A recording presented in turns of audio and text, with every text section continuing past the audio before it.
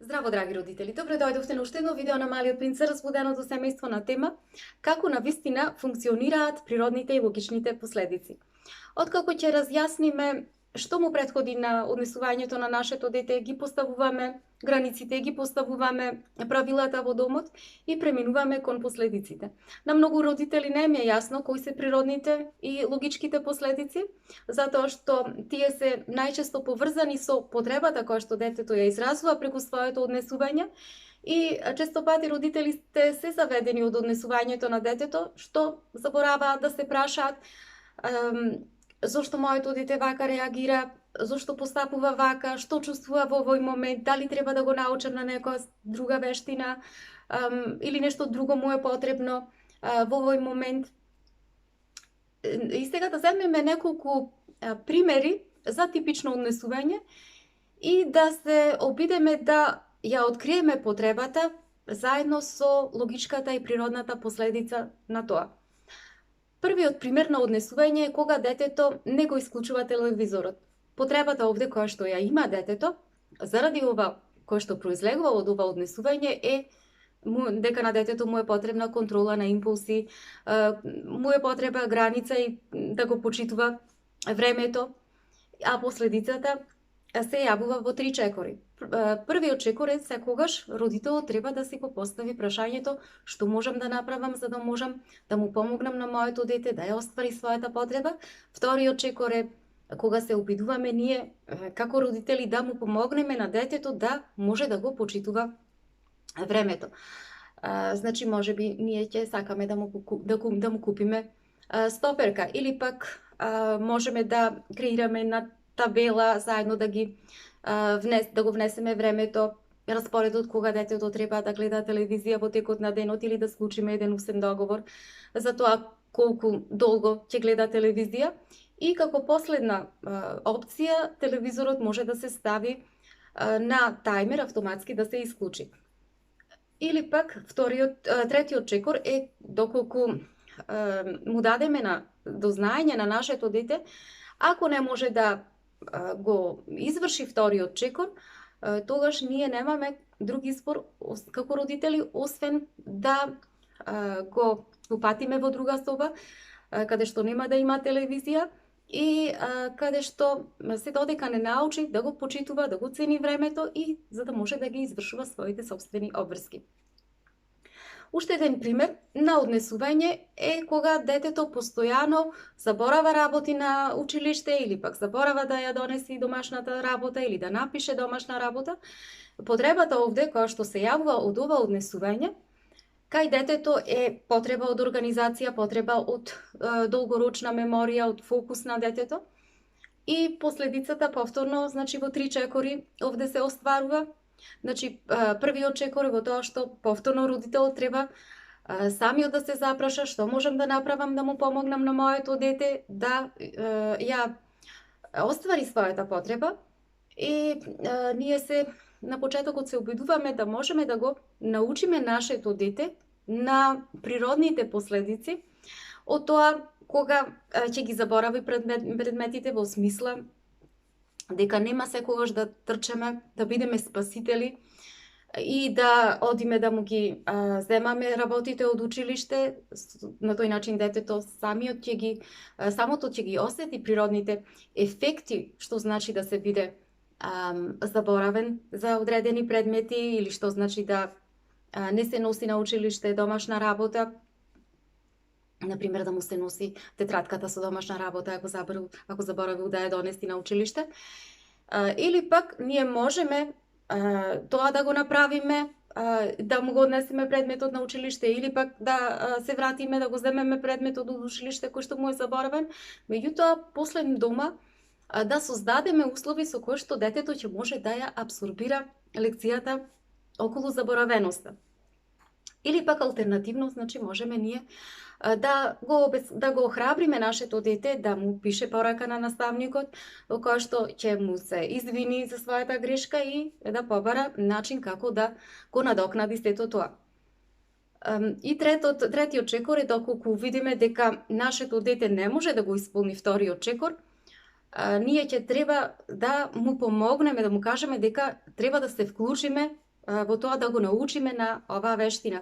Значи, започнуваме со испитување на дневниот распоред, потоа изнаоѓаме различни начини како да му помогнеме да го организира својот работен простор.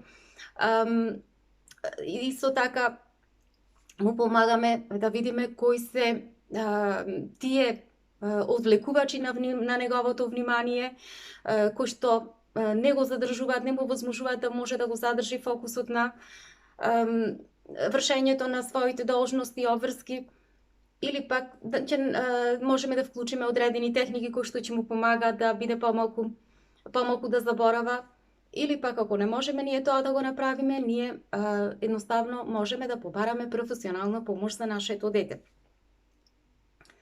Друг пример е кога кога детето има однесување во смисла постојано да не успава да стане навреме за на училиште.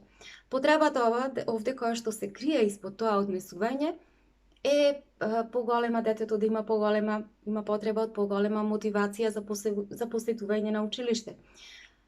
Или пак му треба повеќе време на одмор од претходниот ден, или пак му треба помош околу неговата анксиозност, или пак му треба поддршка околу некои социјални прашања. Последицата повторно оди во 3 чекори, значи повторно на секое однесување, првиот чекор на природната последица е што секогаш родителот мора да се праша што е она што можам да направам за моето дете да може да се оствари својата потреба. Вториот чекор е ако гледаме дека нашето дете му треба повеќе време за одмор, тогаш од нас зависи ние како ќе го организираме времето за да може попрбрзо да си легне детето претходната вечер, ако детето е прекосно или ако одбива да се придржува на тоа време. Наша задача е да најдеме начини како да ги отстраниме тие одвлекувачи на вниманието на детето, да сака да си легне порано. Или пак ако видиме дека и покрај значи времето кое што му е возможно претходниот ден порано да може да си легне порано, да биде поодморено, сепак нашето дете не сака да стане за на училиште, тогаш во почетокот барем детето ќе мора да научи да ги трпи последиците природни од чувството на преголем замор од училиште.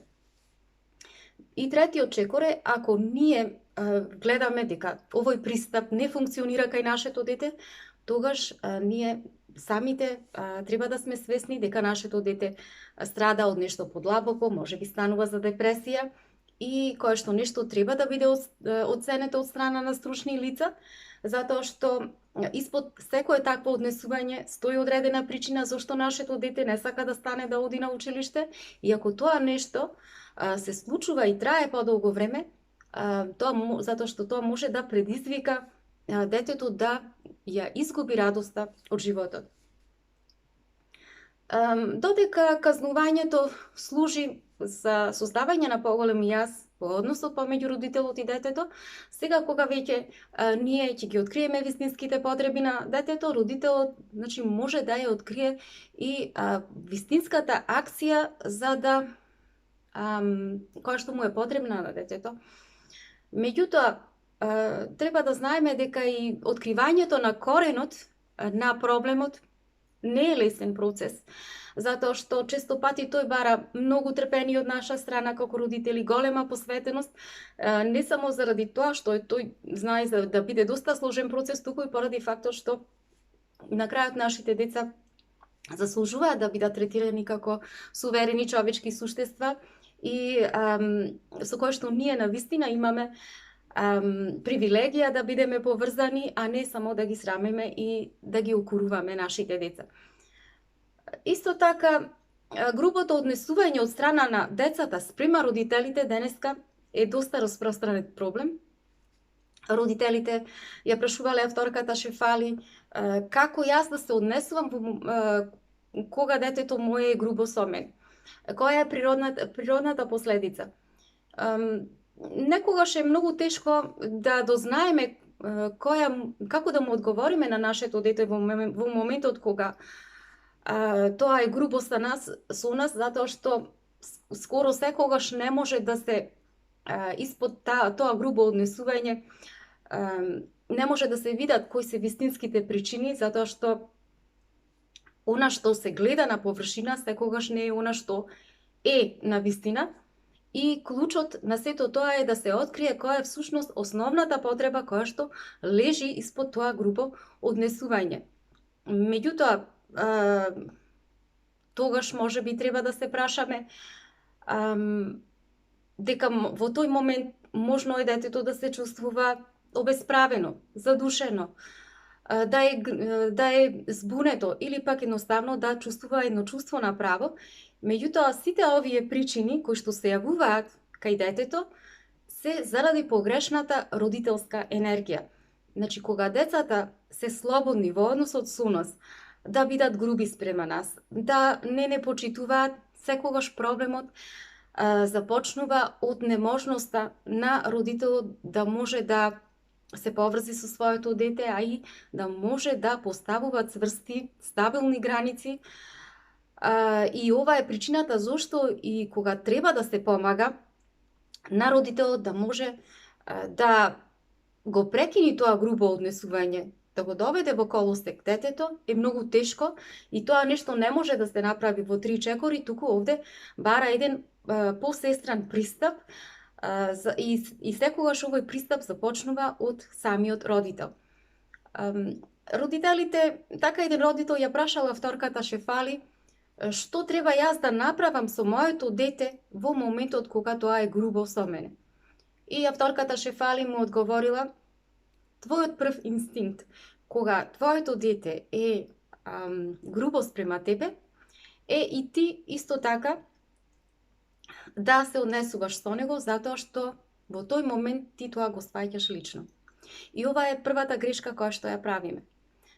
Меѓутоа, сосема е природно ние така да реагираме, меѓутоа, ова после неколку минути доведува до еден процес на дисфункционалност помеѓу детето и родителот. Значи, наместо тоа, паметно би било родителот, кога тоа се случува, кога детето е грубо спрема нас, едноставно родителот да се издиши, да изброи до 3 и да се тргне на одреден момент. И откако ние ќе го смириме тој набој, кога ќе обезличиме таа состојба на реактивност со нашето дете, тогаш ќе можеме да се прашаме себе си. Природно ќе ни дојде да се прашаме себе си. Што сака моето дете преку ова негово однесување? Зошто детето мое се однесува на груб начин со мен? И после, значи, кога ќе се тргнеме од таа ситуација, кај нас ќе се појави едно чувство на емпатија спрема нашите деца. Не мора тоа веднаш да се случи, меѓутоа на крајот ќе се случи заради тоа што се смируваат почетните темпераментни на реактивност. И тоа е нешто кое што природно следи после реактивноста.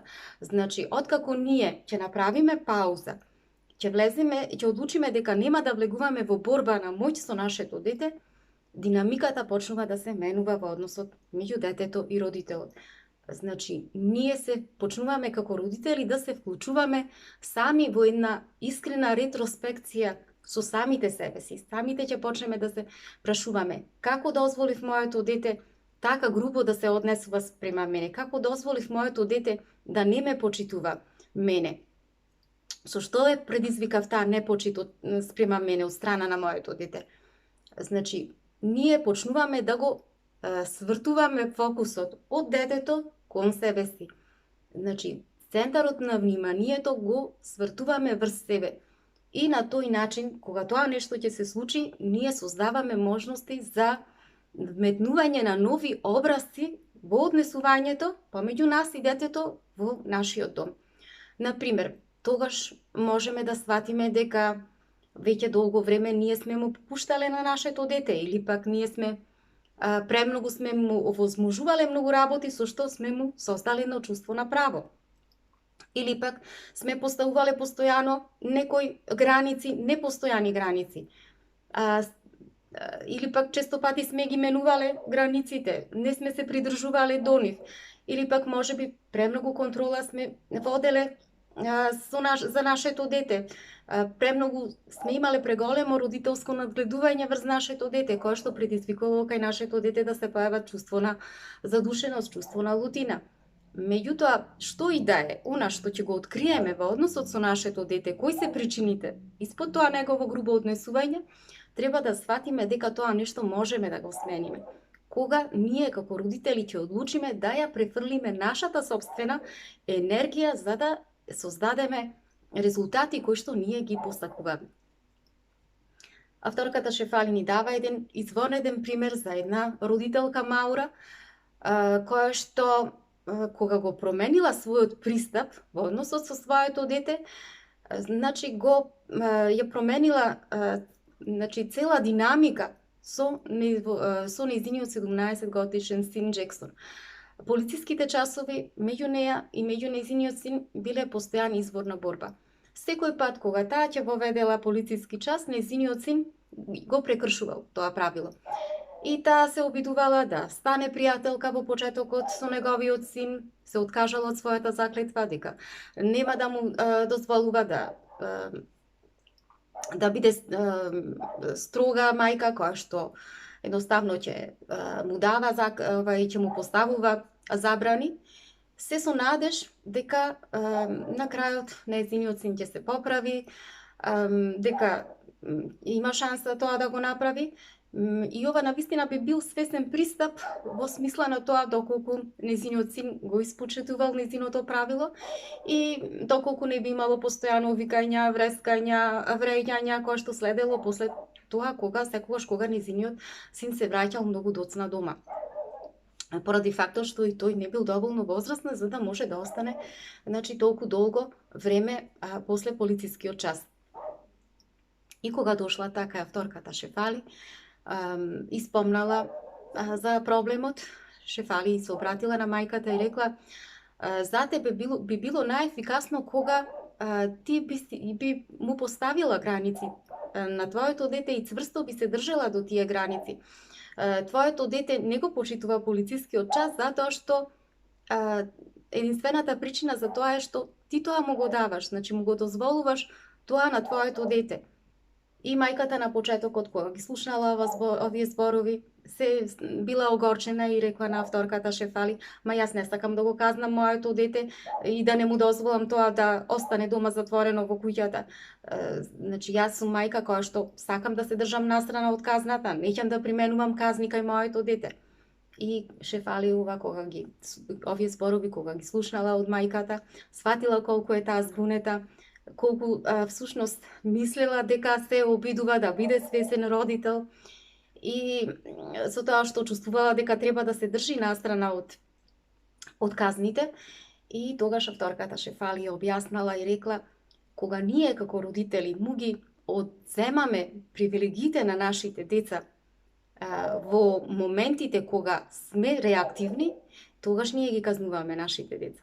Меѓутоа, кога ние им ги одземаме, им одземаме некоја нивна привилегија, затоа што тие не се способни да можат да ги исполнат нејзините параметри и кои што се штетни за здравјето на самото дете, тогаш ние само ги учиме на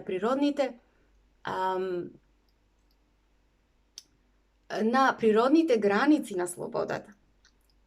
Значи, твојот син не е ниту доволно зрел, ниту доволно возрастен за да може да остане после полицискиот час надвор од својот дом. И само поради оваа причина твоето дете треба да го почитува правилото кое што ти му го даваш, границата која што му ја поставуваш за полицискиот час. И ако ти не си го научиш твоето дете на оваа граница, кај него со текот на времето ќе се создаде едно чувство на грандиозност, едно чувство на право. И што значи дека на твоето дете треба да му објасниш дека оваа граница ти му ја поставуваш пред се заради неговите постапки и заради неговата потреба да се заштити, а не заради целта да биде да го казнуваш.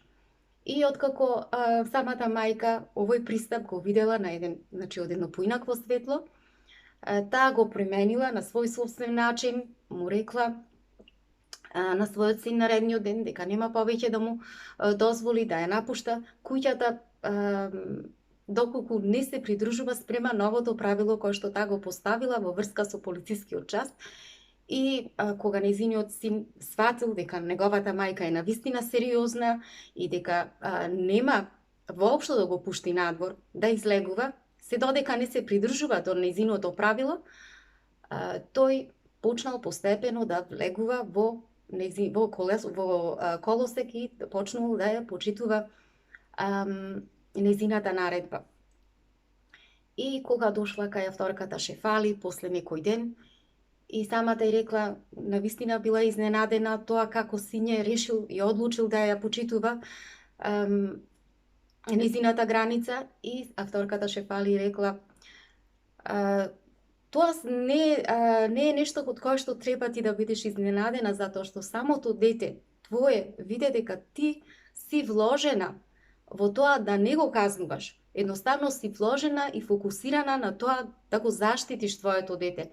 И дека целосно, сериозно ја имаш сватена оваа улога во која што ти си се поставила, што значи дека ние како родители, кога сме влезени во една сериозна улога да ги поставуваме границите спрема нашите деца ќе ни го обрнат вистинското внимание кое што ни е потребно и ќе почнат да не почитуваат заради тоа.